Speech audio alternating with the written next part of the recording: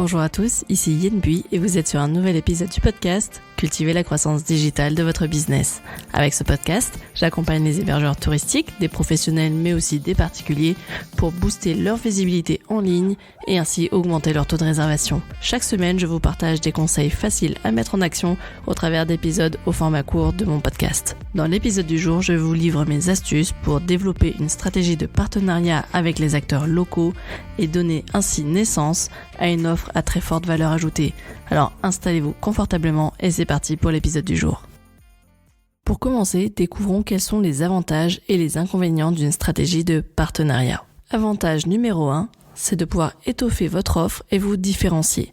En développant une stratégie de partenariats locaux, cela va vous permettre d'agrandir votre écosystème local et donc de multiplier les portes d'entrée vers votre business.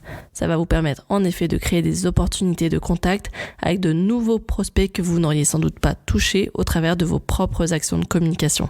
L'idée de développer des partenariats avec les acteurs locaux réside dans le fait d'étoffer votre offre d'hébergement touristique. Vous n'allez plus seulement proposer l'hébergement seul, mais vous allez le coupler avec d'autres services ou des activités pour enrichir l'expérience et le séjour de votre clientèle. En apportant plus de valeur à votre offre, que ce soit au travers d'une activité à tester grâce à votre partenariat ou de la découverte de produits locaux, vous allez tout simplement vous différencier de vos concurrents. Deuxième avantage de développer une stratégie de partenariat, c'est que ça va vous faire gagner en visibilité auprès de la clientèle de votre partenaire aussi. En fonction de l'attractivité touristique de votre région, certaines activités portent parfois à elles seules l'économie locale. C'est le cas notamment des stations de ski, des parcs d'attractions, des monuments célèbres à travers le monde, etc.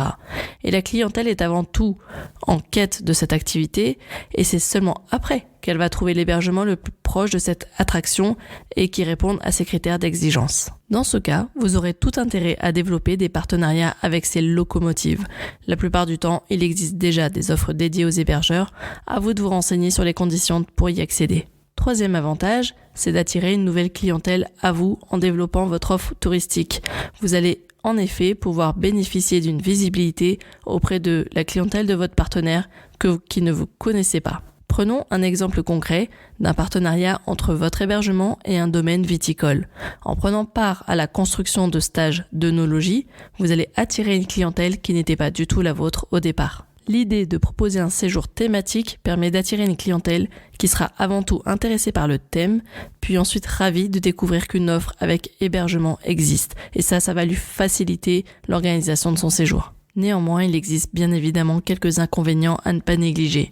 Par exemple, vous n'êtes pas toujours le seul partenaire avec le prestataire que vous avez choisi. Votre hébergement peut parfois figurer parmi une longue liste de partenaires. Autre inconvénient, l'activité ou l'offre de votre partenaire va pas forcément répondre aux attentes de votre clientèle, d'où la nécessité de veiller à bien connaître les attentes de votre clientèle cible. Prenons l'exemple d'une station de ski. Inutile d'aller dépenser toute votre énergie dans des activités trop éloignées de l'univers de la glisse. Par contre, vous allez pouvoir aller négocier un partenariat, si possible exclusif, avec un loueur de matériel de ski. Ça aura beaucoup plus de portée auprès de votre clientèle cible. Développer une offre supplémentaire et trouver des partenariats, ça demande du temps. Alors ne vous lancez pas dans une stratégie si celle-ci ne vous semble pas pertinente et judicieuse pour votre clientèle. Demandez-vous toujours avant de vous lancer, est-ce que ma clientèle que je vise sera vraiment attirée par cette nouvelle offre ? Passons maintenant aux 4 étapes qui vont vous permettre de mettre en place une stratégie de partenariat avec les acteurs locaux de votre territoire. L'étape numéro 1 consiste à identifier les partenaires potentiels avec qui vous aimeriez collaborer. La question que vous devez vous poser en priorité, c'est que recherche avant tout ma clientèle quand elle choisit ma région ? Quelles sont les principales attractions touristiques du territoire ? Ou alors quels sont les points forts de ma destination qui pourraient justifier une nouvelle offre ? Et si l'on reprend l'exemple de la station de ski, un partenariat avec les remontées mécaniques et les loueurs de matériel de ski apparaît comme la stratégie la plus pertinente. Pour autant, en élargissant la recherche, on sait que la clientèle qui vient en montagne vient pour profiter des bienfaits de l'air et de la montagne. On peut alors ainsi envisager un séjour thématique sur le bien-être et le ressourcement. C'est d'ailleurs la raison pour laquelle de nombreuses stations de ski ont des centres de bien-être après tout. Une fois que vous avez identifié les types de partenariats qui vous semblent les plus pertinents, listez les professionnels concernés en vue de les contacter. On passe ainsi à l'étape numéro 2, qui est de construire un modèle d'offre à présenter, un partenariat win-win facile à mettre en œuvre. Avant de prendre contact avec les potentiels partenaires que vous avez préalablement identifiés, mettez vos idées à plat et décrivez en détail le partenariat avec les apports de chaque partie. En fait, c'est un peu le début d'une convention de partenariat que vous allez mettre à plat. Définissez très clairement s'il s'agit d'une simple remise à négocier ou est-ce qu'il s'agit d'un deal à l'année ou d'une offre limitée justement dans le temps. Dans le cas où vous envisageriez de créer une offre thématique, il serait plus judicieux dans ce cas de construire un exemple de séjour. Si je reprends l'exemple du stage d'œnologie, réfléchissez à une idée de programme de stage avec la liste des interventions souhaitées et idéalement quantifiez les besoins en vue d'obtenir un chiffrage plus facilement. Une fois que vous avez vraiment bien détaillé votre offre, pensez à rédiger une présentation claire et efficace et surtout réfléchissez au mode de fonctionnement et de rémunération de chacune des parties prenantes. Et gardez bien évidemment toujours à l'esprit qu'un système simple et facile à mettre en place aura beaucoup plus de chances de convaincre. Ne partez pas dans des tableaux Excel compliqués à remplir avec des calculs de taux de remise à la semaine. Pour convaincre un partenaire de vous rejoindre, vous devez vraiment garder à l'esprit que c'est bien vous qui êtes venu le chercher. Et donc c'est à vous de supporter toutes les procédures complexes liées à cette collaboration.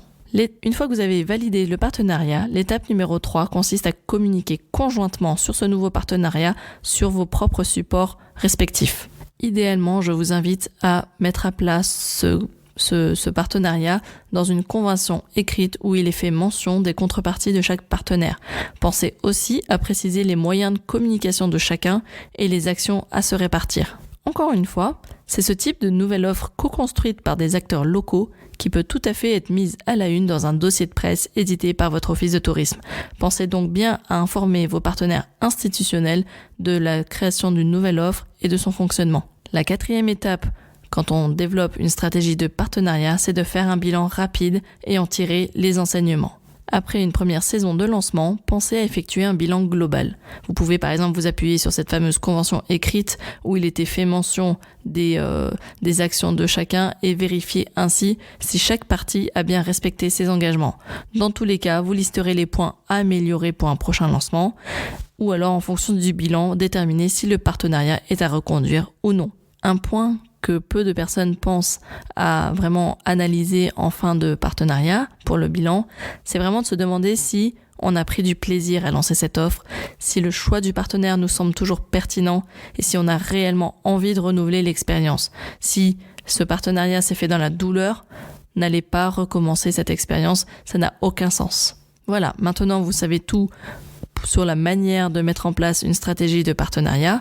On va évoquer maintenant quelques exemples concrets qui vont peut-être vous inspirer. Commençons par des offres permanentes, c'est-à-dire qui ont lieu toute l'année. Il peut s'agir par exemple d'une offre privilège, une remise commerciale valable chez le partenaire.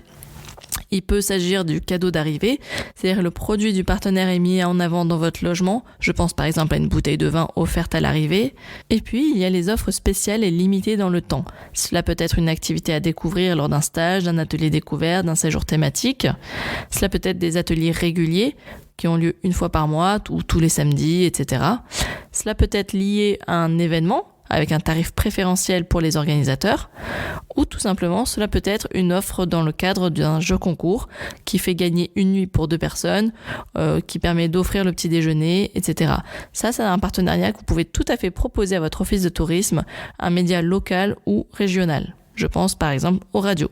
Alors, si la stratégie de partenariat s'avère être un excellent levier pour la commercialisation de votre hébergement touristique, n'oubliez pas quand même qu'il s'agit d'une offre annexe et non de votre offre principale. L'erreur courante, c'est de consacrer plus de temps et d'énergie qu'il n'en faut pour une offre de partenariat au lieu de se concentrer sur son offre principale qui est l'accueil de séjours touristiques. Pour conclure, je pense réellement qu'une mise en place d'une stratégie de co-construction d'une offre spécifique reste à mon sens le meilleur partenariat à développer, à condition, bien entendu, que toutes les parties prenantes soient véritablement impliquées. Ça peut alors donner naissance à une véritable offre à très très forte valeur ajoutée. Et vous, qu'est-ce que vous en pensez ?